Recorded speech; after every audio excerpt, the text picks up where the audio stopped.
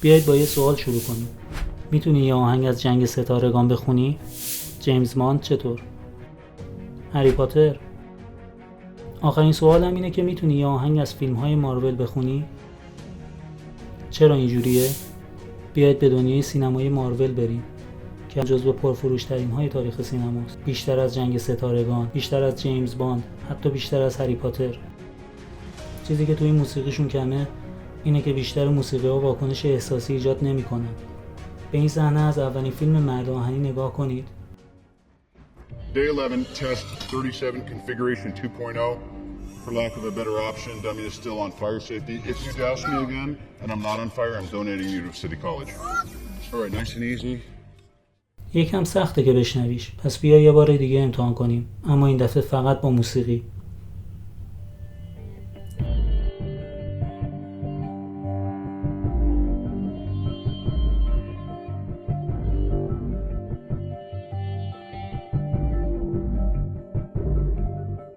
آیا واکنش احساسی به این موسیقی داشتی؟ خب اگر موسیقی رو حذف کنیم چه اتفاقی برای این صحنه میفته؟ Day 11, test 37, configuration 2.0. For lack of a better option, dummy is still on fire safety. If you douse me again and I'm not on fire, I'm donating you to City College. All right, nice and easy. صحنه به خوبی کار میکنه و به هیچ صدای دیگه‌ای نیاز نداره و تا حدودی به همین دلیله که موسیقی رو فراموش میکنیم، مثل صدای کولر گازی در پس زمینه که بعد از مدتی یادمون میره. مشکل دیگه اینه که موسیقی خیلی قابل پیش بینیه، به طوری که اون چیزی که میبینیم همون چیزیه که میشنویم. اگر چیز خنده‌دار ببینیم، موسیقی خنده‌داره.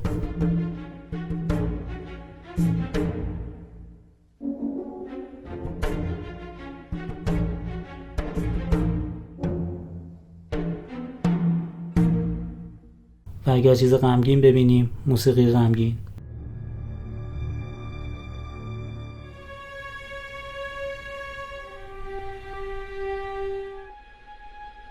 این یک روش واقعا ایمن برای آهنگسازی یک فیلمه، چون همه احساسات قابل انتظار هستند. موسیقی فقط همون چیزی رو به شما نشون میده که تصویر میگه. اگه کسی ترسیده به نظر برسه، شما میشنوید.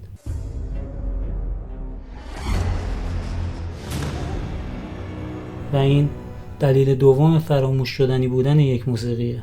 هرگز انتظارات شما رو به چالش نمیکشه.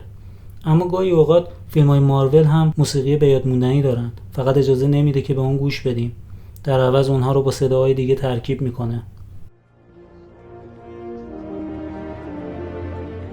Denied enlistment due to poor health. Stephen Rogers was chosen for a program unique in the annals of American warfare. One that would transform him into the world's first super soldier. راوی فقط چیزهایی رو به ما میگه که ما از قبل میدونیم و حواس ما رو از احساسات صحنه پرت میکنه. پس یه بار دیگه بدون حواس پرتی میبینیم.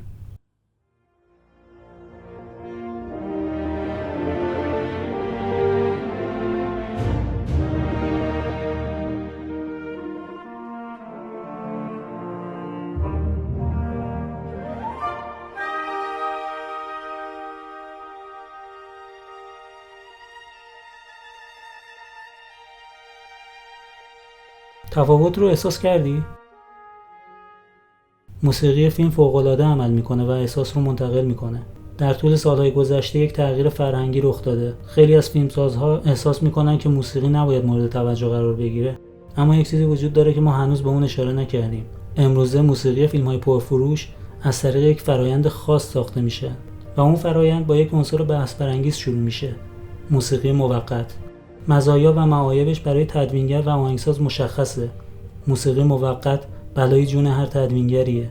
وظیفه تدوینگر اینه که کاری کنه کارگردان هر چیزی که در موسیقی موقت شنیده فراموش کنه. اما اگه کارگردان به اون معتاد شده باشه چی؟ کار تدوینگر خیلی سخت میشه. اما موسیقی موقت چیه؟ برای زمانیه که شما در حال تدوین یک فیلم هستی و موسیقی رو از فیلم دیگه‌ای که کارگردان شنیده و خوشش اومده میگیری و به طور موقت در نسخه خودت استفاده میکنی.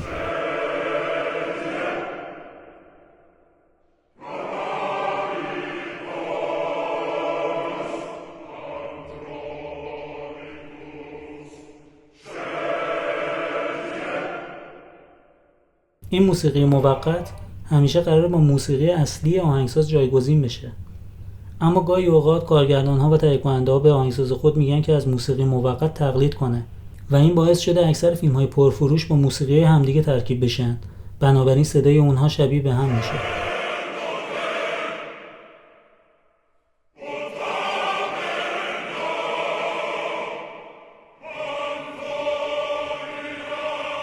و از اونجایی که فیلم‌های مارول محبوب شده، فیلم‌های دیگر طوری به نظر میرسن که انگار با موسیقی مارول ترکیب شدن. میخوام تاکید کنم که این اتفاق اصلا تقصیر آهنگسازها نیست.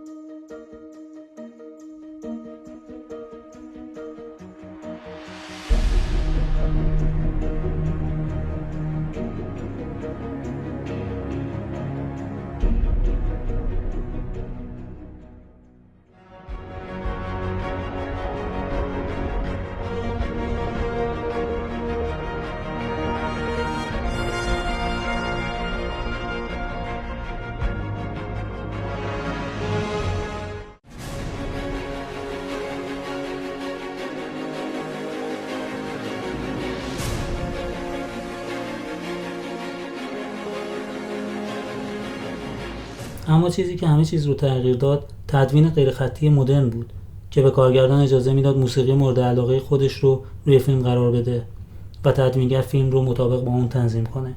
و وقتی موسیقی اصلی رو جایگزین میکنی اغلب اوقات تنظیم درست در نمیاد.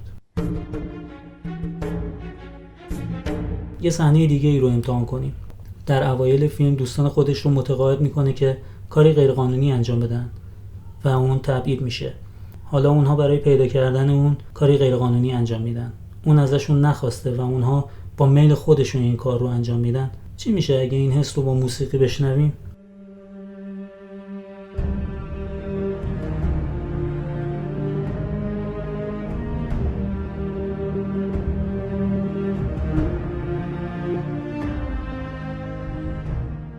من نمیگم که این انتخاب درستیه، اما ارزش امتحان کردن رو داره، چون صحنه از نظر احساسی غنی‌تر میشه. تمام انتخابایی که در فیلم‌های مارول میبینید، صدای پس زمینه، شنیدن اونچه که میبینی، راوی، اضافه کردن یک موسیقی موقت، همه اینها تمایلی هست برای ایمن نگه داشتن.